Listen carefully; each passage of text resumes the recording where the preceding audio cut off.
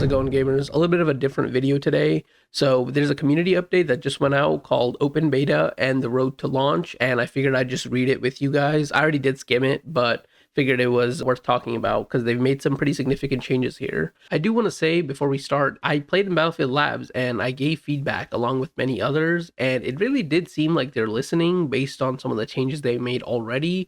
So if they make more good changes, then this is a great direction for Battlefield 6. So they start by talking about the open versus closed weapon system. And it does seem like from their wording here that they plan on the closed weapon system being kind of a side thing, and the open weapon system being like how the game is supposed to be. Now, I don't think this is necessarily bad, because they do mention here that you'll have a playlist off to the side kind of to play with the closed weapon system if that's what you want. But it does seem like they're like kind of listening to the community and making sure that both type of options are in the game. So, I mean, that's kind of all we can ask for, right? I do think it's also a little bit kind of overblown, the whole argument, because it's like in previous Battlefields, we've seen like recons use shotguns or support players use, carbines, which are basically like assault rifles, except a little bit worse. So I don't think this closed weapon system is like a must have or anything.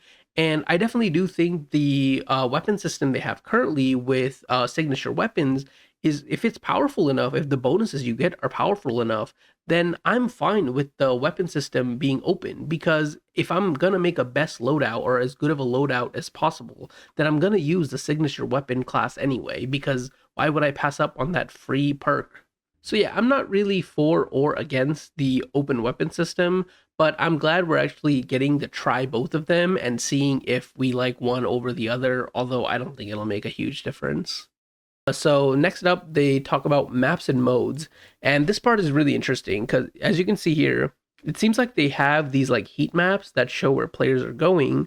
And this is really important because when they're designing maps, they want to make sure it's not Operation Metro, right? Not every map is like that. They want to make sure that the map flow is basically somewhat equal.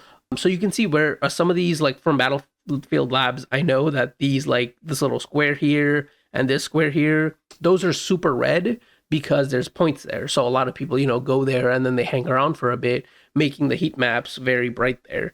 But for example, if you see this path, there's no point there. And this path is very red compared to maybe some of these bottom paths, which tells them that, oh, a lot of players are taking this path versus something like this path. And why is that? Maybe that's because of bad map design. Like maybe it's not super easy to go that way. So they're basically trying to change the map. Similar to here, you can see there's a point up top and on the bottom, but it seems like overall just a lot of players are going to the bottom and not very many up top. So again, they don't want that. They want it to be a little bit more equal. And so they're basically saying here that they've like kind of identified several areas across the maps that they want to improve the flow of movement and pace at which players traverse and fight each other. So I think it's very cool. And they've also done some other stuff, including changing how these objective boundary looks. If you don't know what an objective boundary is, I think it's new to Battlefield 6. And basically, whenever you're capturing a point, there's almost like a 3D square or like a boundary, I guess, around where the capture point is, and you can like physically see it in the world. It doesn't look like, it's not real, but it's also not like so arcade looking that you're like, what the hell is this Fortnite doing in my Battlefield game? It's really cool, and I'm sure when you guys see it, you'll like it a lot. The other thing they said they're also making changes to where the turrets are placed. And by turrets, I just mean, I assume they mean like the tow emplacements, and also I think there's some machine gun emplacements.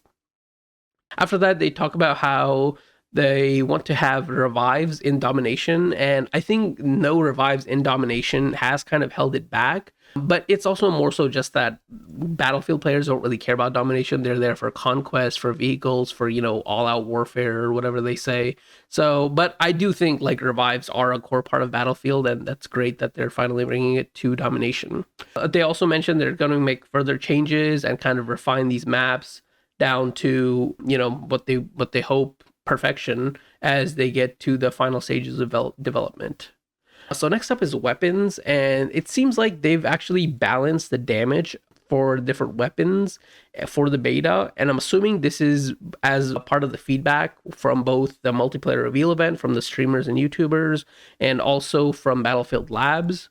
where some weapons did definitely feel like they either killed too fast or too slow. So that's good to see, and I'm sure it won't be perfect. It almost never is perfect, but that's okay. And the best we can hope for is that, they're trying to balance them. They've also kind of made the UI better for being able to adjust like which customization options you have, and also which weapons are signature weapons, because it was kind of hard to see when you were like kind of going through all the different weapons, like which one you were supposed to pick for your class. Again, supposed to is used loosely there, since you can technically use any weapon you want. So then we have the road to launch, and this is kind of the meaty section. So first they talk about assault, and they've actually changed this quite a bit. The adrenaline injector, unfortunately, has had a little bit of debate. At one point, people thought it had wall hacks. That's not the case. You can see here, they had the self-healing effect on it, but they took it away, and I'll talk about why in a little bit here. But basically what it does now is clears and boosts resistance to flash and stun effects, enhances tolerance to explosive and incendiary damage, and improves movement speed. So the improved movement speed is probably the biggest deal here. I do think there are enough flash, stun, explosive, and incendiary damage types in the game, or if status effects, I guess, that I think that that'll also be useful. But again, the movement speed is just absolutely amazing. And this sentence here perfectly kind of explains what they're trying to do with the assault class. You want to make it so that the assault isn't like a lone wolf. They want to make them useful to the team, but also don't just want them to be another support. They don't want them to like pass out healing packs, because that's the support class's job in this game.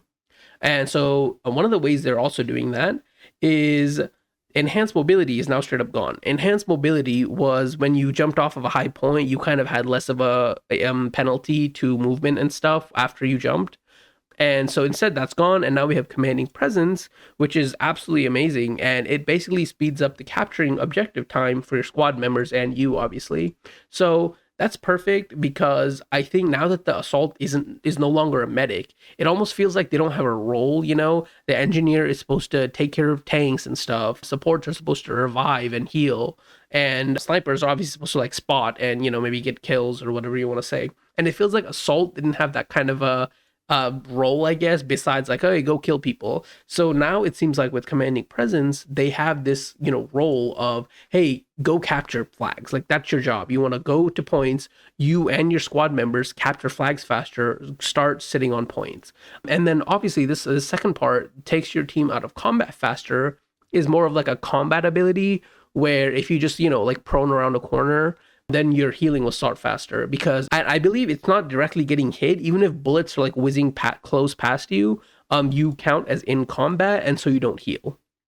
So that's great to see, and I think commanding presence will be a really good addition.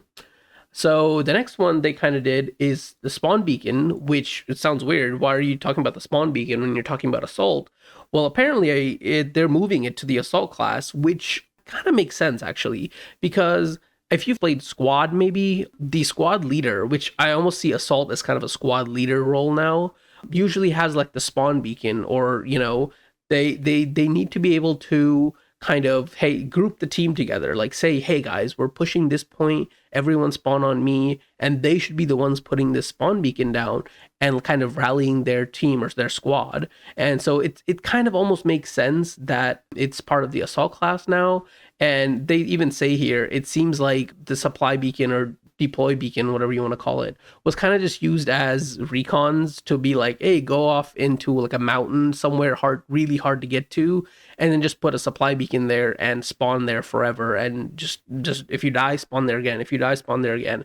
So they felt like it wasn't a great use of a tool as powerful as the deploy beacon, and so they're changing it as part of the assault, and I absolutely love it.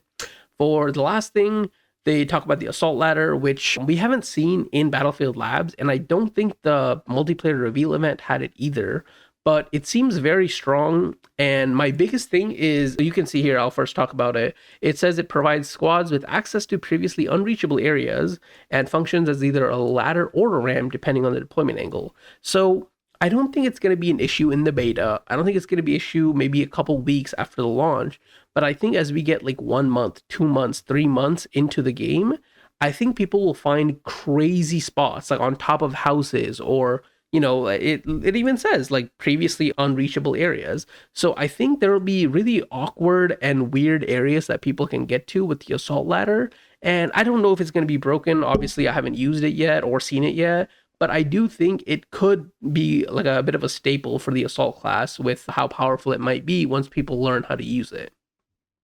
Next up, for the engineer and support, they didn't really say much. They just said they're in a good place pretty much, and they're going to be monitoring them closely to see if they're good at their job, which, engineer wants to destroy vehicles and support wants to help their teammates and be useful to the team. So for recon, we have a little bit of a change. They want to get rid of the Pathfinder subclass or training path and replace it with Spec Ops. Now, Pathfinder was already kind of like what this is going to do. For example, Spec Ops level 0, which is the default one, is quieter move takedowns, crouch, and prone movement. And I believe this was almost exactly the same when it was Pathfinder. But Spec Ops level 1 is different, where it says it spots nearby enemy gadgets except when sprinting. So this is perfect, especially because Spec Ops almost kind of, I want to say it's more close range. It's not kind of meant for sniping, You get like the quieter movement and stuff, which obviously isn't useful if you're 10 miles away. So this Spec Ops level 1 also is perfect because if you're in a house and someone places down a gadget or whatever in the room next doors, now you know it's there without, turning a corner and, oh, it's in front of you and you're dead.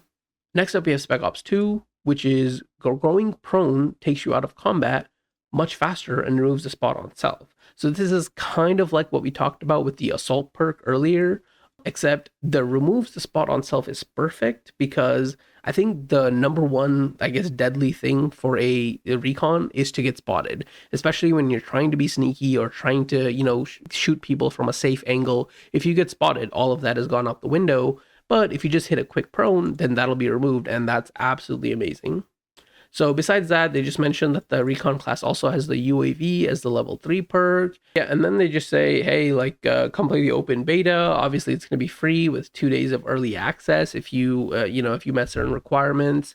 So I'm super excited to play in the beta. Let me know if you guys are too. And I don't know if you guys like this type of video. Again, I said it was a little different. I didn't really script it. I probably made a few mistakes. But if you guys like to hear my thoughts or want more videos like this, like and subscribe. This was Sphinx. Thank you for watching.